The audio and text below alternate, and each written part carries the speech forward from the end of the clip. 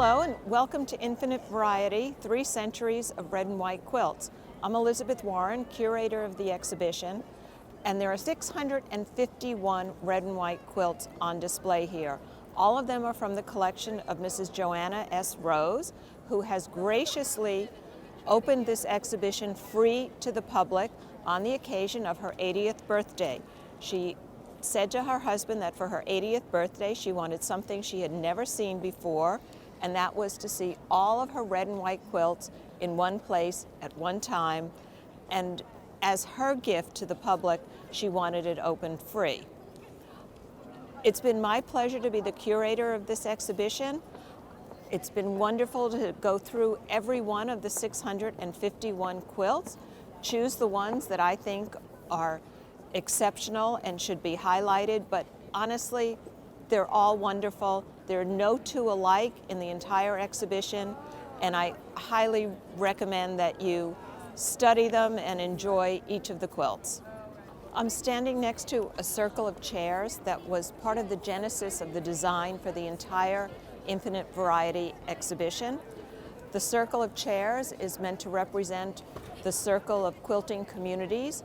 Women for generation have gotten together to make quilts, to share their thoughts, share their emotions, and from this circle, the entire design developed in a circular fashion. We have a number of pavilions that surround this circle of chairs.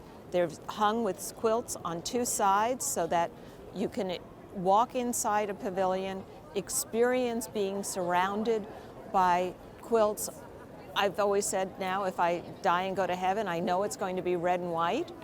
And what people have said to me is that there's such serenity among the quilts, that it's a spiritual experience. And I think that's part of the quilt makers of the past and present, and their spirit coming through to today. At the end of the 19th century, it became very popular for women to make quilts in red and white as fundraisers. One of the most popular forms was the schoolhouse, or in this case, the schoolhouse in church. And if you look at this one carefully, it's members of the clergy that have signed their names or had their names put into the church, while it's the surrounding houses have the names of all the people in the town. Usually people would pay a sum, usually a dime or something like that, to have their names embroidered on. And then often the quilt was then auctioned off or raffled in order to raise more money. In this case, it was probably to raise money for the church, but there were lots of other fundraisers, and there are many in the exhibition, including quite a number made for the Red Cross, especially during World War I. One of my favorite quilts in the exhibition is this quilt with octagons and 4-letter names, all of the names made out of little tiny octagons. And what's so wonderful is that sometimes the woman who made it had to abbreviate names in order to fit them in 4 letters. So you'll see Sally spelled S-A-L-Y, Bell, B-E-L-L. And if you look down the sides, the way she's gotten Vic and Ali in is V-I in the second row and C-K at the bottom left-hand corner. Ali, the top right-hand corner, is O-L, and then I-E on the 3rd line down. They're all little octagons, all pieced together, and it's really a work of incredible imagination. Lord's Prayer is a quilt that I knew was in Mrs. Rose's collection because of an exhibition that she had done at Bryn Mawr College many years ago. We didn't have it when we photographed most of the quilts, and I called Mrs. Rose and I said, "Did you sell that quilt? Did you give it away? We don't have the Lord's Prayer." And she said, no. I've never sold a quilt. I've never gotten rid of anything. And so a search was instigated.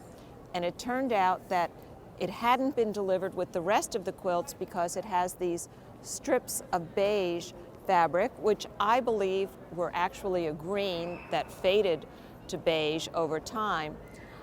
And so they didn't know to pack it with the other red and white quilts. Eventually we got it here, and as I look at it, I realize it's not the entire Lord's Prayer. Part of it's missing, and I always like to think that there's another quilt out there somewhere that has the rest of the prayer and completes the saying. As a curator, one of my greatest joys is to research the people who made the quilts, to find out something about their lives and try to place them in a time and a space and imagine what their lives might have been like. Lavinia Rose, who made this Charles and Cornelia quilt, was very helpful in that respect. She told us exactly where she lived, Cortlandville, New York, when she made the quilt. December 6th, 1856 is probably when she finished it. And then I had to find out more about Lavinia.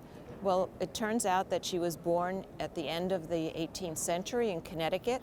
She married a man named Jehiel Rose in Otsego, New York. Together, they had 10 children. So then I tried to find out who Charles and Cornelia were. None of her 10 children were named Charles or Cornelia, but it turned out that her 9th child was named Abigail Cornelia. And it's my assumption that the Cornelia on this quilt is her Abigail Cornelia, and that she was known as Cornelia in her family. There's another quilt in the exhibition that Mrs. Rose purchased separately, many years apart. Didn't think was related to this one, but I looked at it and said they had to be by the same maker. And that one is the Daniel and Amarilla quilt. If you look at it, it's clearly the same sort of piecing, but again, none of Lavinia and Jehiel's 10 children were named Daniel or Amarilla. More research proved that Jehiel had a first wife.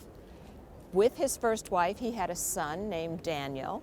She died very young, and then he married Lavinia.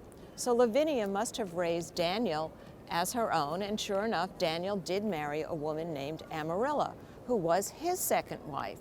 So I think that women had pretty hard lives and were quite quickly replaced when needed, which is why so many of these are second wives.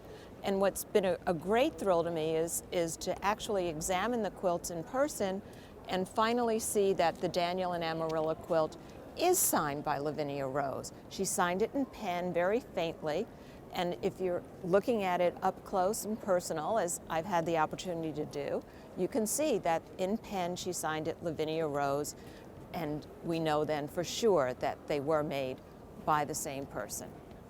All right, one of the ways in which the pavilions have been designed is to show people the range of red and white quilts, from the very simple appliques. Here you have stars and hearts.